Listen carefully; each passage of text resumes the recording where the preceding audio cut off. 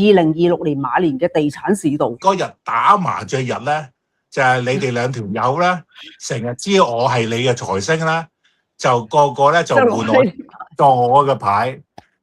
我哋會唔會出神入化？我哋咪有少少聰明啊，師傅。嗰日咧，第二個係貴水。你下次唔該揾啲無土幾都同我打牌啊！係啊，冇搞到我一家就輸，搞到我一家就輸3家啊！咁但係喺嗰個過程之中咧，就我哋就成日講埋啲無謂嘢。講無謂嘢咧，就係講乜嘢咧？啊，當香港地產市道如果係升跌嘅話，咁有啲咩嘅代表人物講咗啲嘢出嚟，佢就話係咩嘢啊？佢話咧，香港咧而家就一個底位啦，未來一啲6年咧就會反彈到你唔信嘅。咁係喎，有人呢個咁講喎。咁啊，咁呢個人其實都係我第一同我做過節目嚟嘅。我同我做過好多年前喺有線電視，我睇過八字同我做過節目嘅。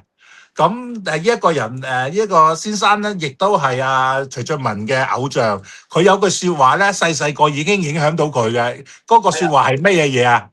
嗰陣時係開得人名未㗎？定唔開得㗎？開得。講嗰個就係施永青先生啦。係啦，我哋嗰次打牌就講開先生。咁因為我都訪問過佢，嗰陣時喺港台訪問佢兩父子嘅。咁我同佢講翻咧，我細個嗰陣時咧就聽佢個訪問，佢話咧佢有個畢生嘅志願。就係叫臥床閱讀計劃，基本上咧就係好中意睇書嘅，就最好咧人生嘅狀態就係喺個床度唔喐，然後去睇書，睇完一本得一本，睇到攰咧就瞓覺，瞓醒就再睇過。但係嗰陣時咧，先生嘅老婆咧就鬧鬼佢，唔俾佢咁做，所以先放棄咗呢個計劃。咁呢個計劃咧，我細個讀即係中學嗰陣時聽完之後咧，我又好想，因為我都好中意睇書噶嘛。我又覺得哇！我同阿先生原來有同一個志願嘅，咁咧就到後期幾年前我訪問喺港台訪問阿先生咧，我就問阿先生：你記唔記得你有呢個計劃啊？呢個咧我到而家都好深印象啊！阿先生話：梗係記得啦，佢真係好想臥床閱讀嘅，不過而家都做唔到界啫嘛。咁所以咧呢個都係一個好得意嘅一個小故仔。不過咧就因為佢講到呢個地產叫做後市睇得好啲啊嘛。咁所以頭先師傅就用你嘅方法，就睇下開下師生嘅八字嚟睇，咁有咩玄機咧？因為佢話臥床計劃啊嘛，當佢臥床計劃嘅話，我就即刻同徐俊文講，佢一定係正印星嘅。因為我哋3個都係正印星嘅。正印星係最中意睇書噶嘛。我其實咧，我都唔知阿先生有呢個臥床讀書計劃。其實我係不嬲咁多年就瞓覺，依度有書，嗰度有書。我成日揾一個係乜嘢，成日諗。點樣揾到一支最好嘅床頭燈？就好似喺啲酒店咁樣，做一支最完美嘅床頭睇書燈嘅。我哋就嗰日咧就抄咗施永青先生個八字啦，就去睇嘅。本身雖然我寫得好核突，因為求其寫啦。咁就呢個咁嘅八字啦。己未年啊，屬牛啊。己未年屬牛，跟住丁卯月丙午日啊，佢大運咧24年行緊己未大運啊，己未大運啊，本身丙午日即係下年就係丙午年咯，好大火咯，正印星，心地善良啦，丙午光明正大啦，光明正大嘅人啦嚇，本身熱心助人啦，中意讀書啦，但係佢一樣嘢好得意嘅，佢天干透咗個傷官星。傷官係代表個把口好招積嘅，但係內心正印喎，其實正印係內心好好嘅喎。即係佢係衰喺把口度啫喎，即係有啲嘢好招積啊，乜，或者佢原來唔做嘅，即係有好多人嘅話就會誤會佢啦。但係佢係雙官係代表有表達能力啊，轉數快啊，叻啊，反應快啊。跟住咧，佢個丑字咧，亦都係雙官，亦都係財嘅無庫。財嘅無庫係真係有資產嘅，有錢嘅。佢呢個八字咧，佢個丙火好大啦。春天啦，最重要有金有水嘅，即係要金要水就會好啦。我哋唔知道時辰啦，個丑字入邊就有金水嘅。其實佢行緊金水運啦，佢由幾多歲開始入咗個氣啊？其實佢由14歲行運行到73歲，一生人行足60年大運。你睇佢嘅話，都係不停有進步，不停有進步嘅。咁但係因為我哋唔知道時辰啦，我唔知道佢去到嗰個級數要幾大。但係因為佢嗰個咧個丑字啊，佢要第一個用神喺個太歲位啊，即係第一條柱啦。咁其實我哋叫做大命，大命叫高級命嘅，高級命就係代表話佢個講嘅嘢有啲嘅地位啊，好多人識佢咁解咁加上行運。我哋知道佢用神係要用金水嘅話，咁呢幾年係行緊火嘅運，亦都大火嘅運啦。咁其實就唔好嘅。丙話得個造字冇乜特別大嘅成績啊，跟住又唔係行緊財運。跟住之後咧，27年丁未年，丁未年犯太歲，丑未沖，打開夾萬同埋分錢，天干透劫財星會唔見錢。如果佢做地產嘅話，呢個係一個向差嘅趨勢嚟嘅喎。咁呢個向差嘅趨勢，咁即係話佢而家講嘅嘢都應該係唔係好正確喎。我上堂我都同我啲學生分析呢個八字，跟住所有嘅學生話買唔買？唔買。咁幾時先買？最少要等到戊申年己酉年行翻丙火行翻財運嘅話，先會好少少。哦，咁啊得啦。咁你哋知道啊？係你哋自己，我就話喺你班學生自己睇㗎，我冇講㗎咁樣。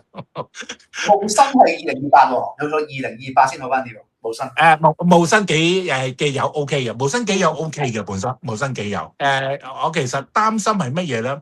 佢大運行緊己未大運，行緊雙官大運咧，跟住之後咧，佢流年咧再行丁未咧，因為咧我唔知道佢時辰有冇調後或者有冇啲嘢可以幫到佢。如果唔係嘅話咧，丑未沖咧，兩個大運又沖個丑，流年再沖個丑咧，係驚健康有問題。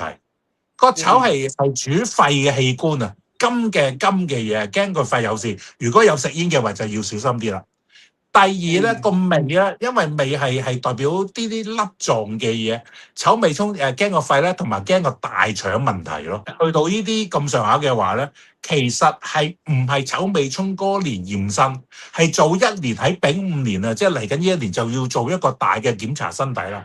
大家檢查身體係要照下個肺啊，照下個大腸啊，睇下個心臟啊，呢啲咁嘅嘢啊。就係我如果係睇佢八字嘅預測嘅話，應該樓市都係未樂觀嘅。而家今日係冬至啊嘛，冬至大過年啊嘛，其實個氣已經嚟咗噶啦，即係臭豆腐運啊！即係我不嬲都講，喂，你犯太歲嘅話，你係咪到二上先食到臭豆腐？係，但係你幾時聞到臭豆腐？你10月21號就聞到臭豆腐噶啦。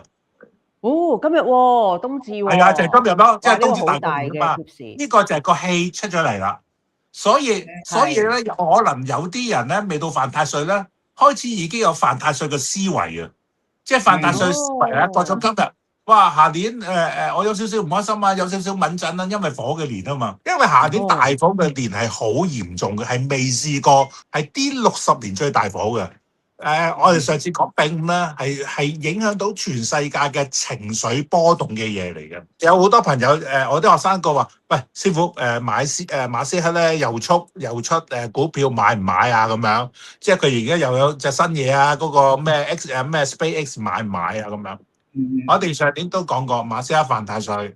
犯太歲就係最衰嘅話就係農曆自月啊，衰到就又乜嘢都唔得，俾人估又鬧交啊，個對眼又腫咗，唔知又話自己跌倒，其實係同人哋打交。幾時先會好？我哋話佢就係立秋去翻金水運開始好，所以佢就由8月8號之後去到冬天就慢慢有進步，而家又變翻世界首富啦。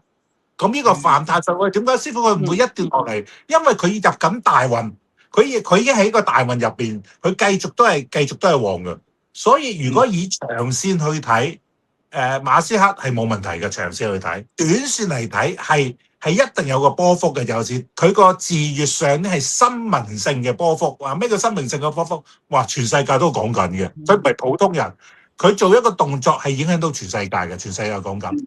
咁啊，師傅，咁我而家我嚟緊呢一年咧，火嘅年，佢買唔買得咧？O.K. 我已經同啲學生講，佢點樣都係忌火嘅。如果你要投資喺馬斯克嘅股票嘅話，唔應該喺26年嘅8月8號之前，尤其是喺自月同埋5月係最大火嘅月，佢係最驚嘅，佢係最煩嘅。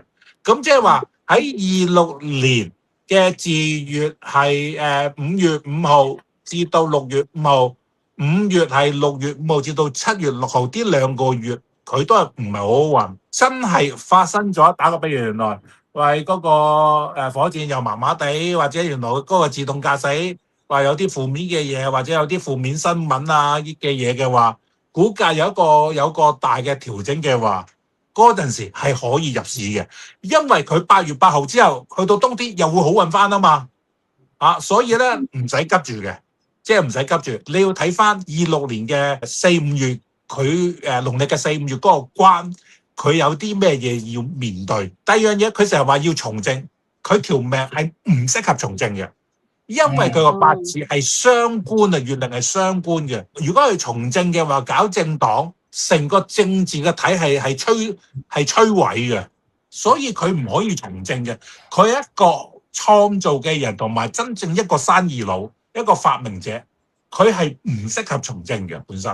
唔係大火年咧，我師傅我哋將所有香港同美國嘅上市公司嘅 CEO 嘅八字排晒出嚟，睇下邊個忌火。忌火就全部唔好買，係嘛？冇錯。我哋嗰陣時開會咧，我有個 file 係咁大本噶嘛，佢係好好噶嘛，佢幫我過晒膠，佢就幫我全部做晒啲資料，一本所有香港嘅上市公司嘅主席。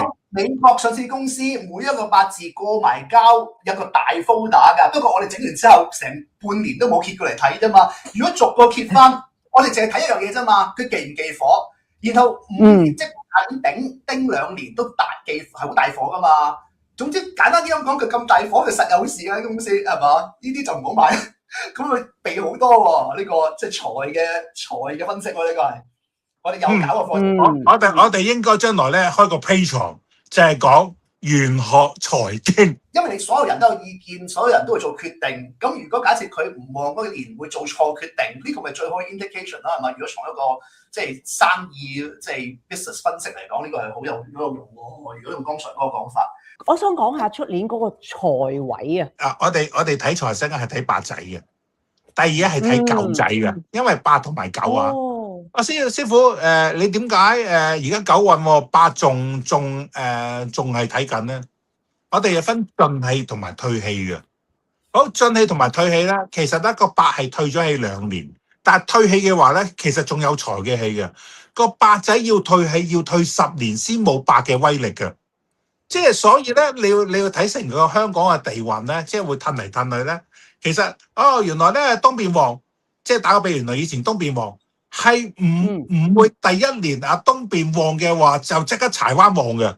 其實係一早係慢慢褪啲，原來咧灣仔旺咗少少，跟住再褪啲銅鑼灣旺咗少少，跟住太古城旺咗少少，跟住鰂魚涌旺咗少少，跟住最後尾柴灣旺啦。其實就係啲氣就慢慢到知嗰啲8運啊、9運啊，係風勢係咁樣褪嚟褪去嘅。記住即係唔好俾一個錯誤嘅觀念，一夜就去到，冇一夜嘅去到。因為經過基建發展、人流嘅大嘅遷徙，佢都要經過好多年，慢慢去嘅。咁嚟緊嗰年嘅財位，我哋係睇東邊係咪啊？東邊嚟先嚇，1、2、3、4、5、6、7、8，東邊8定係9？八仔，都係8，都係8。1、2、3、4、5、6、7、8、9，東南。東邊同埋東南都可以，都係好嘅。東邊第一係木啦，係震卦啦，所以喺東邊嘅話，喺嗰個位擺水種植物係得嘅。跟住之後咧，東南啦，咁都係木嘅。咁個狗仔咧，亦都係擺水種植物都係得嘅，都係可以嘅本身。你東邊嗰度有隻窗，或者東南有隻窗，跟住你出邊如果係見到泳池、見到海嘅話，更加加分啦，因為一定要有陽氣嗰個加持先會得嘅本身。佢咧有一年咧個財位喺個門口嗰度，佢話可以擺個紅色利是封，咁我又信佢擺個紅色利是封啦。原來佢用紅色利是封砌咗棵樹喺個門嗰度。